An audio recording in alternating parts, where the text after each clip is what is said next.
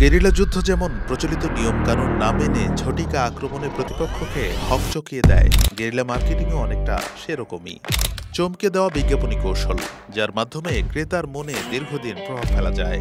কম খরচে বেশি জনসাধারণের মাঝে প্রচার করার কৌশলই হচ্ছে গেরিলা মার্কেটিং। 1984 সালে লিউ বার্নেট এজেন্সির ক্রিয়েটিভ ডিরেক্টর জে কনরাড লেভিনসনের লেখা গেরিলা মার্কেটিং বইটি তুমুল জনপ্রিয় হয়ে ওঠে। এরপরই শুরু হয় এর প্রয়োগ।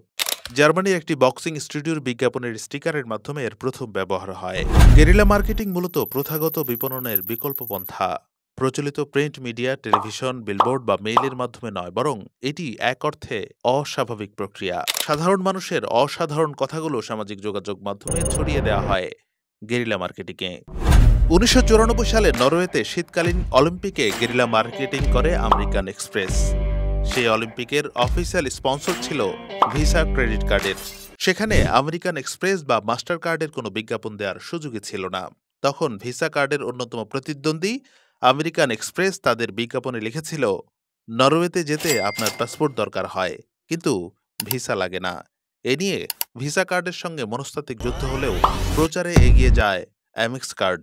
অভিনব এই বিপণন ব্যবস্থায় জেব্রা ক্রসিংকে ফ্রেঞ্চ ফ্রাই দিয়ে প্রকাশ করা হয়েছিল। এভাবেই অপ্রচলিত উপায়ে করা বিজ্ঞাপনের এই ভাষার নামই guerrilla marketing. Bus stop, public প্লেসে বেঞ্চের বসার জায়গায় চকলেট কালার করে কিটক্যাট কোম্পানি তাদের 3 ফিঙ্গার চকলেট বোঝানোর চেষ্টা করে। জিনিস যেটা ভালো, দাম তার একটু বেশি। ঢেউটিনের জনপ্রিয় এই বিজ্ঞাপনে সচেতনভাবে বেশি দাম নেওয়ার যৌক্তিকতা তুলে ধরার নজিরও রয়েছে দেশে। 100% হালাল উসিলা দিয়ে অন্য সাবানকে পেছনে ফেলে তরতর করে এগিয়ে যাওয়ার বিজ্ঞাপনও অনেকেরই মনে থাকার কথা। সময়ের পরিবর্তনে গেরিলা মার্কেটিংয়ের নানা রকম ফের তৈরি হয়েছে। Ambient, ambush, street, grassroot, স্টিলথ, experimental marketing. এসবের মধ্যে সবচেয়ে জনপ্রিয় হল প্রতিদ্বন্দ্বী কোম্পানিকে সূক্ষ্মভাবে খোঁচা দিয়ে তার নাকের ডগায় নিজের বিজ্ঞাপন করে ফেলা। মার্সিডিজ বেঞ্জ তাদের প্রতিদ্বন্দ্বী বিএমডব্লিউ কোম্পানির শতবর্ষ পূর্তি উপলক্ষে 100 বছর সেয়ানে সেয়ানে টক্কর দেওয়ার জন্য শুভেচ্ছা বার্তা তৈরি করেছিল।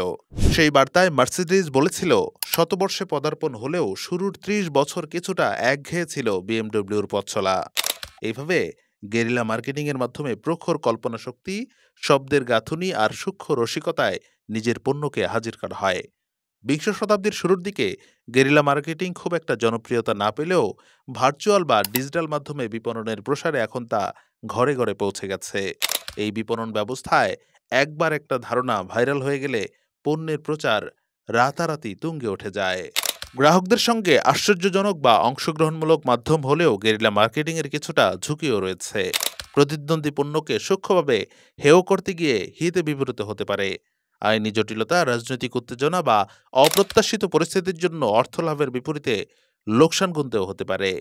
তাই মজা করতে গিয়ে কেউ যাতে বিব্রত না হন বা ভয় না পান, সেদিকেও খেয়াল রাখা জরুরি। আবার অতি সূক্ষ্মভাবে গেরিলা মার্কেটিং করতে গিয়ে বিষয়বস্তু গ্রাহকদের বোঝাতে ব্যর্থ হলে বিপণন প্রক্রিয়ার পুরো অর্থই বিফলে যেতে পারে। তাই সম্পূর্ণ বৈধ হলেও গেরিলা মার্কেটিংয়ের মতো বিপণনে যাওয়ার আগে আরও বেশি গবেষণা করা উচিত।